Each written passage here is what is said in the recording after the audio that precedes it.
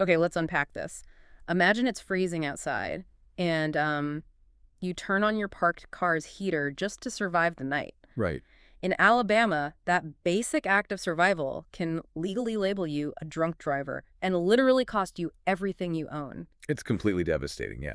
So today, we aren't just looking at, generic national statistics.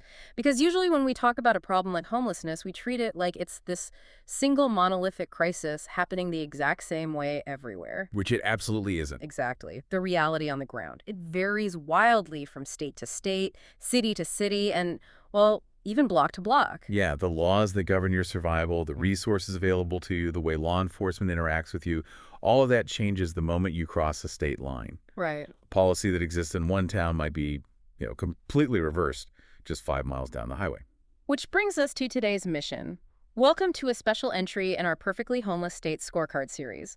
In this deep dive, we are building a real-time scorecard for the state of Alabama. And we are not just going to read you dry statistics. No, definitely not. We're going to look at the lived reality and the systems actually operating on the ground. And just to be clear, for you listening, the score for Alabama is going to evolve dynamically throughout our conversation today. Right, it's not a static number. Yeah, we are tracking 6 distinct categories, and we won't reveal the final grade until the very end. Because that's really the only way to truly measure a state's response. You have to look at the entire ecosystem of survival, not just one isolated piece of data. Totally. So let's set the baseline. What are we actually looking at in Alabama? Like, what is the scale of the crisis we're trying to score here? Well, if we connect this to the bigger picture, the scale is frankly significant. On any given night, based on the recent HUD point-in-time counts, there are 3,304 Alabamians experiencing homelessness. And just to clarify for everyone, that HUD point-in-time count, that is literally just volunteers and social workers walking the streets on a single night in January, right? Trying to physically count every unhoused person they can find, which is notorious for undercounting the real numbers. Oh, absolutely. It is a baseline minimum. But, even within that minimum, here's a critical detail. A staggering 44% of those individuals are completely unsheltered. Wow. They're living in places not meant for human habitation. So woods, underpasses, abandoned buildings. Almost half. That is a massive percentage of people with absolutely no roof over their heads. It really is. And when you look at who is actually experiencing this, the racial disproportionalities are just stark.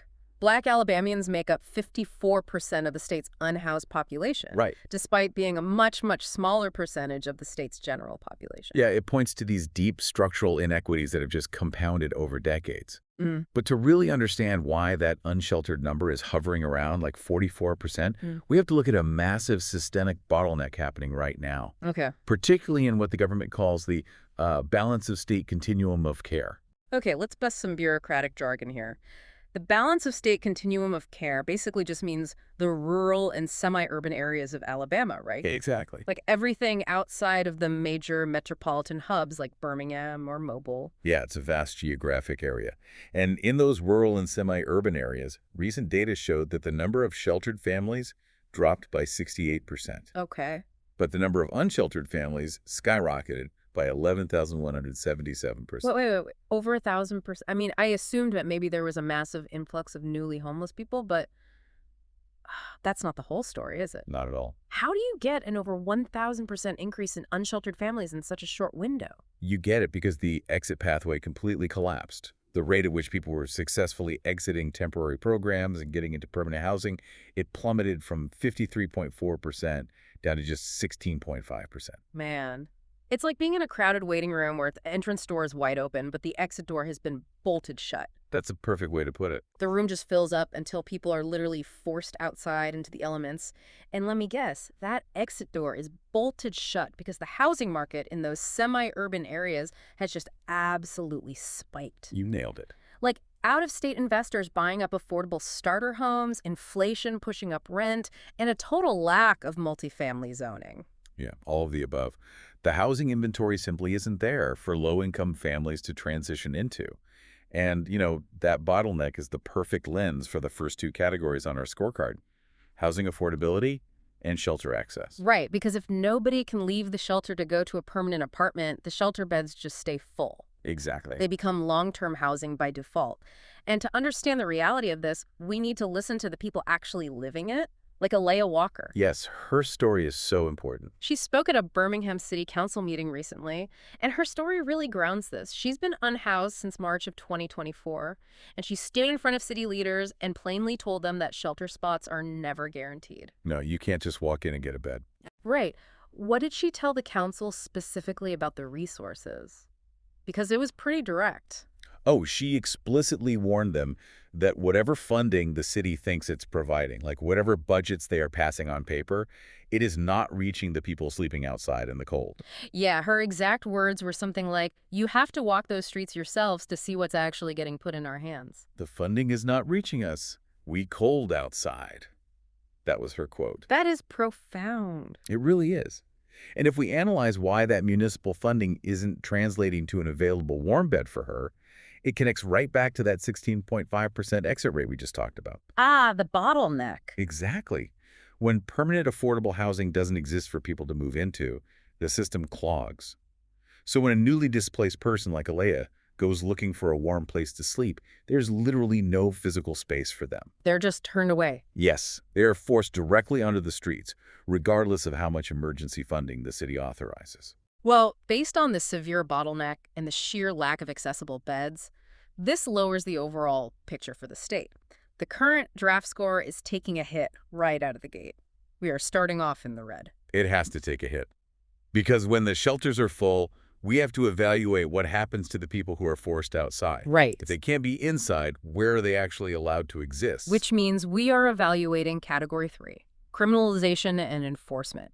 And here's where it gets really interesting, because the legal landscape in Alabama regarding homelessness recently went through a massive, fascinating shift. It did. There was a landmark federal lawsuit, Singleton v. Montgomery. Yes, this was a pivotal case. Right. 3 unhoused residents, represented by the Southern Poverty Law Center and the National Homelessness Law Center, challenged state laws that essentially made begging a crime. And the wild part is they won. The federal court struck down those panhandling bans as direct First Amendment violations. Which is huge. They took it all the way up. The Supreme Court refused to even touch the state's appeal. And just like that, asking for $1 is legally recognized as protected free speech. You cannot be arrested in Alabama simply for holding a sign and asking for help. And, I mean, on paper, that is a massive civil rights victory.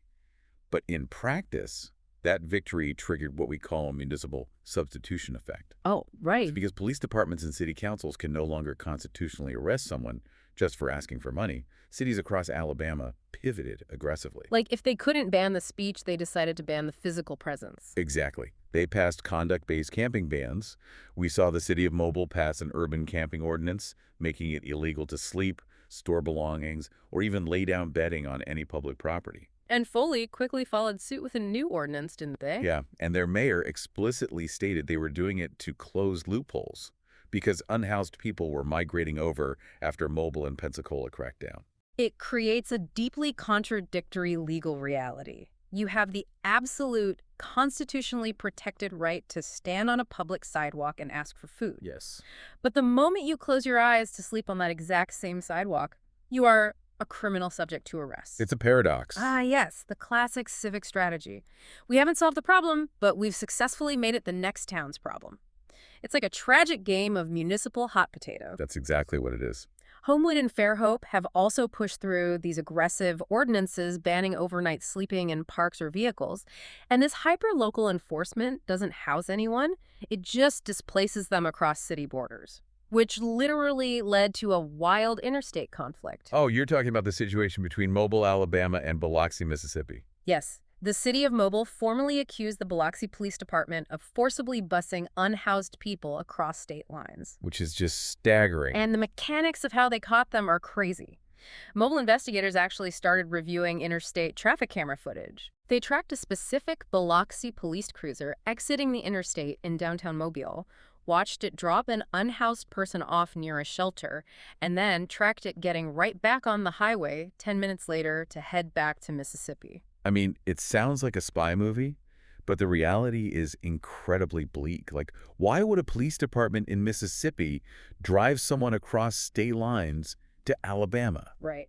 It comes down to resource exhaustion and frustration, which leads to extreme coercion. Mobile officials interviewed the individuals who were transported, and they claim Biloxi police officers gave them an ultimatum. And what was that ultimatum? They said, you can either go to a Mississippi jail right now for violating local ordinances, Right. or you can take a one-way ride in this police cruiser to an Alabama shelter. Jail or a one-way ride? Unbelievable. Okay, we need to pause our analysis for a second for a midpoint score moment. Let's do. I want you to picture a preliminary score overlay on your screen right now. Let's explicitly label it as a draft score. Right. Highly preliminary. Based on the severe permanent housing bottleneck we discussed, the complete lack of accessible shelter beds, and this aggressive wave of municipal criminalization that is treating people like a hot potato, the score is sitting very low right now, probably in the D range. Yeah, that's fair. But remember, to everyone listening, this is just an early estimate. We still have 3 categories left to evaluate, and this score is going to evolve. Absolutely. So let's move to our next metric. Yeah. Because if you can't beg without harassment, you can't camp in a park, and the shelters are overflowing, where do you go? You hide. You hide. And for thousands of people, that means retreating into their cars, which forces us to look at Category 4, vehicle dwelling friendliness.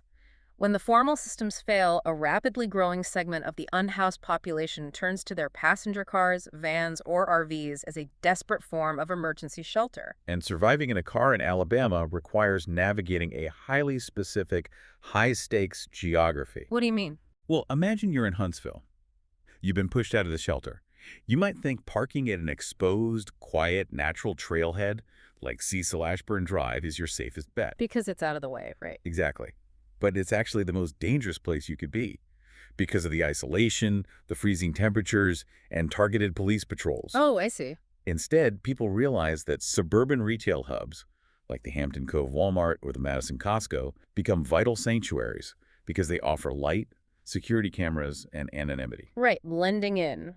In Birmingham, I read people rely on stealth street parking in residential neighborhoods like Glen Iris, where you have to obsessively move your car every 48 hours to avoid neighbor complaints. Yeah, it's exhausting.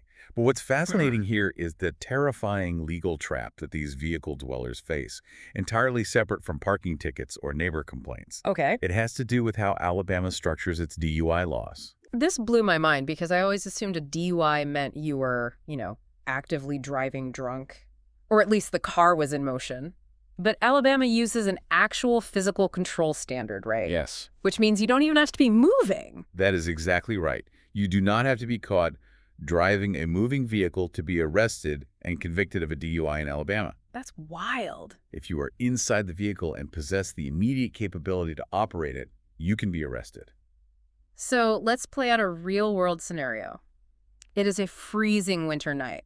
An unhoused person who perhaps had a single drink to cope with the immense stress of living on the street climbs into their parked car to sleep. Right. And if they sit in the driver's seat or if they just put the key in the ignition to turn on the engine so they can run the heater to survive the freezing temperature, Yeah. the law considers that exercising actual physical control. They can be arrested for a DUI on the spot. How is someone supposed to survive a freezing night if the very act of keeping warm makes them a criminal? It's a devastating trap. It really is. Because if you get a DUI, your car gets impounded. You lose your driver's license, you get hit with massive court fees, and suddenly your only form of shelter and mobility is gone in one fell swoop. Exactly. You are suddenly sleeping on the concrete. It traps people in a cycle of deeper poverty and incarceration. Criminal defense attorneys in the state actually advise unhoused people that to avoid this trap, they must sleep entirely in the back seat. Wow. Never turn on the electrical systems, and literally hide their car keys under a rock outside the vehicle. Hide your keys under a rock. That is the level of legal paranoia required just to sleep in your own car. It's absurd. Now, you might be asking, if retail parking lots and street parking are so legally hazardous, why don't local churches or nonprofits just let people park in their lots overnight safely? I mean, a church parking lot is empty 6 days a week. It makes logical sense, but it doesn't happen because of massive institutional barriers. Oh, like what? Well, Alabama is generally permissive of RV living at the state level, but local zoning laws in cities like Montgomery strictly prohibit RV or vehicle habitation on private property unless it's a designated commercial trailer park. Oh, so even if a church congregation overwhelmingly wants to help, the city zoning forbids it. Yes. And then there's the insurance. I was reading about this. The premiums are crushing. Nonprofit commercial liability insurance is incredibly expensive. If a small church wants to host a safe parking lot, their general liability policies just shoot up. Yeah, they do. Plus, they are forced to buy mandatory abuse and molestation coverage, which is required anytime an organization hosts vulnerable populations overnight. Right. That coverage alone can cost thousands of dollars a year. It makes offering a safe haven financially impossible for most grassroots groups. Exactly. And because of those massive bureaucratic and financial barriers, Alabama largely lacks the municipally funded safe parking programs you see in other states, leaving people completely exposed to the streets and those DUI traps. Man, well, this severe vehicle hostility shifts the score even lower. We are plummeting. We are. But as we evaluate Category 5, outreach and social services, we finally see some incredible bright spots happening on the ground. And this raises the overall picture. There really are bright spots. Yeah. Because when the formal municipal systems fail, you see incredible grassroots innovation take over. Communities really do step up. Look at the church at Southside in Birmingham. This is a great story. It is. The pastor, Keith Akins, was trying to get unhoused folks to come inside their traditional church building for services and meals, but they were met with resistance, fear, and trauma from people who had bad past experiences with institutional religion. Which is very common. Right. So what did they do? The congregation held a vote, and they unanimously decided to drop their building lease entirely. They gave up their physical building. Exactly. They bought a food truck instead, and now they hold their Sunday services directly in downtown parking lots. That's amazing. Yeah, they don't just hand out a cold granola bar. They serve hearty, hot meals like beef stew to over 100 people right where they are. They meet the people where the need is. And we are seeing real municipal innovation in how cities respond to crises, too. It isn't just churches. Really? Like where? Well, in Mobile, the police department partnered with an organization called Alta Point to deploy co-responder units. Oh, cool. Yeah. Instead of sending a traditional patrol car with armed officers to a mental health crisis, they send unmarked vehicles.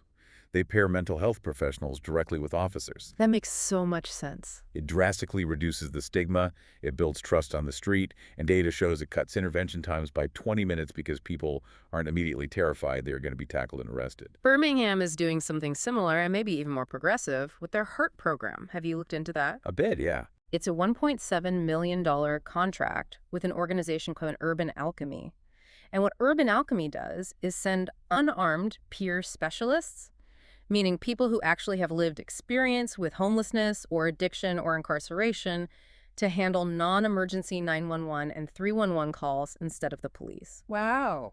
They focus purely on de-escalation and connecting people to resources. That is a massive step forward in harm reduction. Having someone who has actually been in your shoes walk up to you during a crisis instead of a badge and a gun completely changes the dynamic. Absolutely. This innovative boots-on-the-ground outreach definitely raises the overall picture for the scorecard. The score is ticking back up. People are actively trying to change the paradigm of enforcement. They are.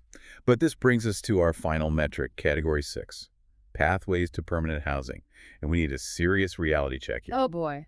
Let's revisit that Birmingham HEART program we just break. Okay, let's unpack that. Yeah. Because they're doing great work de-escalating. The HEART program is highly effective at reducing police interactions, yes. But if you look at their data over a one-year period, they responded to roughly 14,000 requests for service. Okay. Out of those 14,000 calls, only 144 responses actually resulted in an unhoused person being placed in a shelter or on a wait list. Wait, 144 out of 14,000, that is around 1%. Yeah. This raises an important question. What is the actual goal of our municipal response? Right. Because alternative first responders are incredible for harm reduction. They keep people alive, they keep people out of jail, but pure specialists cannot magically create permanent housing inventory that simply does not exist. Wow. The pathway to actual housing is fundamentally broken. If the shelter beds are full and there are no affordable apartments to move into, the best crisis response team in the world is still just managing the crisis on the sidewalk. Exactly. They're just making sure you don't get arrested or freeze to death today, but you will still be there tomorrow. Which perfectly circles back to the systemic bottleneck we discussed at the very beginning of this deep dive. The waiting room. The waiting room is full, the exit door is bolted shut, and no amount of progressive outreach can fix a housing market that doesn't have any homes. Okay, well, we are in the final 2 minutes of our deep dive. It is time to finalize the scorecard. Let's summarize what we found in Alabama today. All right. On the positive side, we have deeply compassionate grassroots outreach, like the church at Southside literally giving up their building to feed people from a food truck. Yes. And we have cities willing to experiment with innovative co-responder models to keep police out of nonviolent crises. But on the negative side, we have severe municipal criminalization pushing people across state borders like a game of hot potato. Right. An incredibly dangerous DUI trap for vehicle dwellers just trying to stay warm, and a massive systemic bottleneck blocking access to permanent housing. Let's run the final grades for the categories. All right. Based on the systems on the ground, here is how the 6 categories grade out for Alabama. Hit me. Category 1, housing affordability, F. The bottleneck is choking the entire system. Right. Category 2, shelter access, Yeah. D. Over 44% of the population is completely unsheltered. Category 3, criminalization and enforcement. F. The substitution effect of camping bans is deeply punitive. Agreed. Category 4, vehicle dwelling friendliness. F. The actual physical control DUI trap makes basic survival legally hazardous. It's just brutal. Category 5, outreach and social services. A. The grassroots and co-responder models are genuinely innovative. And finally, Category 6, pathways to permanent housing. F. Outreach without housing inventory simply doesn't solve the problem. Which means when we tabulate those grades, the final perfectly homeless state score for Alabama is a D-. Yeah. The state has flashes of brilliant humane intervention on the streets, but those efforts are completely undermined by local laws that criminalize survival and a catastrophic lack of permanent housing to actually bring people inside. A D- reflects a system that is fundamentally fractured. It manages the visibility of the crisis rather than actually solving the root of it. And that wraps up our deep dive into Alabama for the Perfectly Homeless State Scorecard series. If you are trying to understand how your own local systems operate, I invite you to explore how other states score in our upcoming deep dives. You really should. The rules change everywhere you go, and being well-informed is the first step to making sense of it all. I want to leave you with a final thought to consider. Think about the street you live on right now. If you lost everything tomorrow and were forced to sleep in your car tonight just to survive the cold, would your local laws look at you as a neighbor in need of emergency shelter? Or would they look at you as a criminal exercising actual physical control of the vehicle?